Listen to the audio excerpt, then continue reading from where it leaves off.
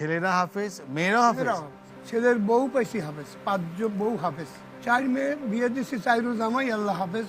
আর তাদেরকে বাচ্চা কাচ্চারা কেউ তাদের বাচ্চারা সবাই হাফেজ। বলেন কি? এখন এই নিয়েই তো আমরা 63 জন 63 63 এবং 18 জন আরো পড়তেছে। ছেলে, নাতি, নাতিন এবং নাতিন জামাইও আছে আমার, 11 জন হাফেজ মাওলানা মুফতি। বাবা তুমি ছাড়া আমি একা, বাবা তুমি ছাড়া আমি বড় একা, বাবা তুমি ছাড়া আমি একা, বাবা তুমি ছাড়া আমি একা। সবচেয়ে প্রথমে আপনাকে সালাম জানাই, আসসালামু আলাইকুম। ওয়ালাইকুম আসসালাম। তো শুনলাম এই বিতে আপনার অনেকগুলো মসজিদ করেছেন, মাদ্রাসা করেছেন, কিভাবে এত কিছু করলেন? আলহামদুলিল্লাহ, একমাত্র আল্লাহই করাইছেন। আমার কোনো শক্তি ছিল না।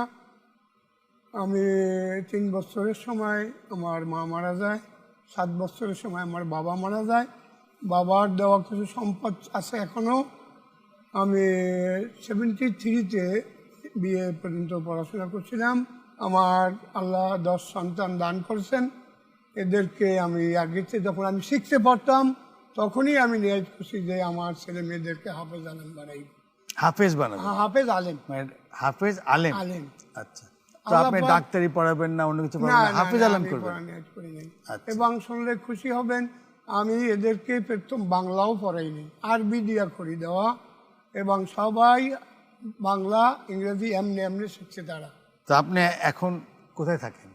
আমি এখন ঢাকাতে, আমার ছেলেদের ব্যবসা আছে, ঢাকাতে মাদ্রাসা আছে, নাতিজা মেয়েরা মাদ্রাসা করছে প্রাইভেট।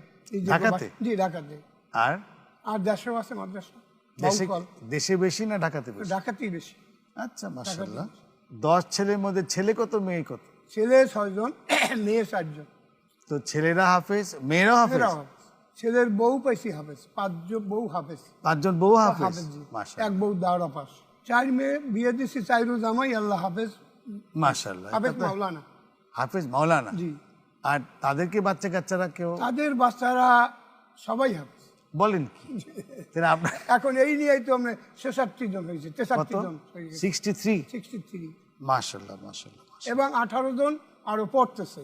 ছেলে, নাতি, নাতিন এবং নাতিন জামাইও আছে আমার, 11 জন হাফেজ মাওলানা মুফতি। মাশাআল্লাহ। তো আপনি যে এই যে দেখলাম এই বিতে ওরা লেখাপড়া করে, ওভাবে যে কোরআন শরীফ পড়ছেন, এটা কি ওই